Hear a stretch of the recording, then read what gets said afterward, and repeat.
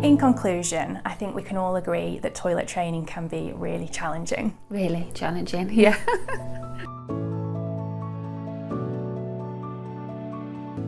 For me, it's been completely different each time, and I'm sure on my fourth and final time, it will be different again.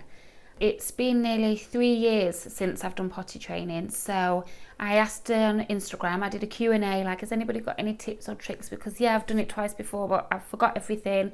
And things change, children are different, and I got hundreds of responses. So it just goes to show that people want to talk about it, and there's no shame in asking for help. Absolutely, yeah.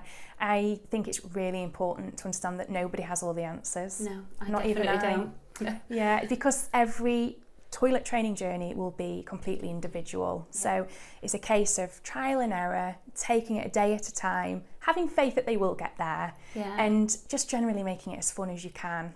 Is there anywhere else that parents can go and get valuable information to help? Yeah, and I think it's really important that you do. If it's something that you're unsure of, whether it be finding more information via books or social media platforms, websites. I myself have actually written lots of different advice for Andrex, so their website is full of tips, and actually on there there's even downloadable printouts for things like reward charts or personal care bingo, all the things that we've spoke of, some really helpful resources. So I definitely advise that parents check out the Andrex website. Well, it's been lovely to have you around. It's been nice chatting to you and having a cup of tea.